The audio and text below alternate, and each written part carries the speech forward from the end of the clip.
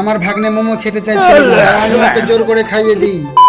আমি মাদ্রাসায় বসে বসে ক্লাস করছিলাম আর আমাদের হুজুর একটা বই পড়িয়ে গেল। বইটার নাম হচ্ছে কিতাবুত তাওহীদ। এটা একটা এমন বই, যখন হুজুর পড়াচ্ছিল ক্লাসে তখন মনে হচ্ছিল সবই পেরে নেব, আর যখনই হুজুর পড়িয়ে চলে গেল তখন আর কিছু বুঝে আসছিল না। আর আমাকে কিন্তু কোরআনটা পড়তে বেশি ভালো লাগে, কারণ কোরআন মুখস্থ করে এবং হুজুরকে শুনিয়ে দাও, বাস কাজ হয়ে গেল। আর মাদ্রাসা ছুটি হতে আমি বাড়ির দিকে রওনা দিলাম। আর বাড়ি আসার সময় দেখলাম যে অনেক মানুষ আমাদের বিলে মাছ ধরাধরি করছে। বাড়ি এসে আবার আমি রওনা দিলাম আমাদের নানিদের গ্রামে। আর আমি নানিদের গ্রামে কিসের জন্য এসেছি তোমাদেরকে দেখাচ্ছি চলো। কারণটা হচ্ছে আমাদের নানিদের গ্রামে একখান জমি আছে এবং সেখানে কালাই লাগা আছে, সেগুলো দেখতে এসেছি পেকেছে কিনা। এসে দেখি যে কালাই এখনো পাকেনি, এখনো 3-4 দিন পর পাকে। দেখাশোনা করে আবার চলে এসেছি আমি বাড়ি। বাড়ি এসে গোসল করে গেঞ্জিটা পরে চলে গেছিলাম জোহরের নামাজ পড়তে। তারপরে সন্ধ্যা হতে আমার ভাগ্নি বললো যে মামা মোমো খেয়ে নাও। মোমোটা করেছিল সকালবেলায়, আমি সকালবেলায় মাদ্রাসায় গেছিলাম তার জন্য খেতে পারিনি, তাই আমি চলে এলাম সন্ধ্যাবেলায় মোমো খেতে। এই দেখো ভাগ্নি আমার জন্য কতগুলো মোমো রেখেছে। তো আমি যখন মোমো খাচ্ছিলাম তখন আমার ভাগ্নে খাওয়া দেখছিল, তাই আমিও তার মুখে মোমো ঠাস করে ভরে দিলাম।